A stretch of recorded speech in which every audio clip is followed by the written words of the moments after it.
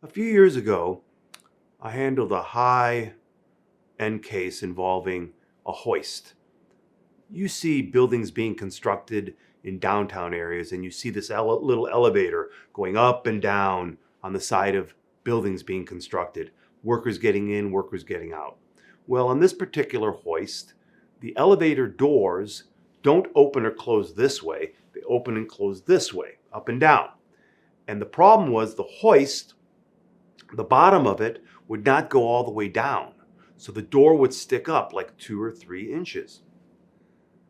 My lady tripped on it, and as a result, injured her knee. But it was injured so badly that she required 4 surgical procedures, could never work again, and had permanent injuries. The defense was, oh, this never happened. That's just the way it works.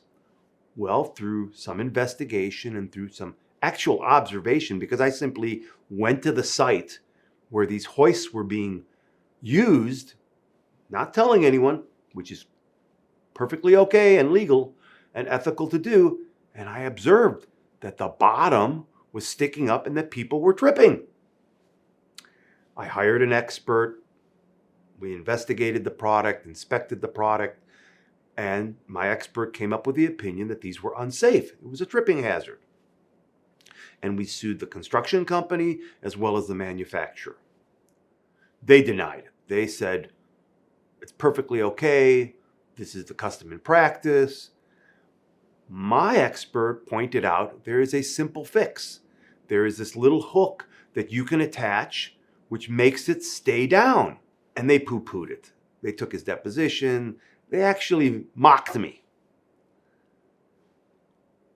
I found out through sources that in fact, the retrofit fix for this defect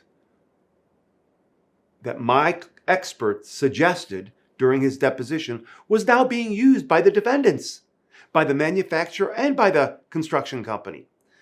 So I brought a cameraman with me and a recording device, went to a construction site and videotaped my expert's fix being used and rectifying the tripping hazard. And it was actually hilarious because one worker saw me doing this and goes by me and says, "What are you doing?" I said, "Oh, we're just taking a videotape of the elevator door." He goes, "Oh, you mean the new fix we have that stops the elevator door from popping up?" I go, "Yeah." I said, "How's that working?" And he goes, "Oh, it's great." I kid you not, he walks over to it, grabs the top of the elevator door, and starts doing chin-ups and says, "See how strong it is?" Because the way the elevator door works is it comes like this. It opens up and down. So what happens is when the bottom pops up, the top pops down. But because the top stays up, the bottom doesn't pop up. And it's so strong, this fix, that he could do chin-ups. When I produced this recording to the defense attorneys, priceless, the look on their faces. Within 3 to 4 months, we had a 3-day mediation, and the case settled for almost a record for a knee injury and surgical procedures following.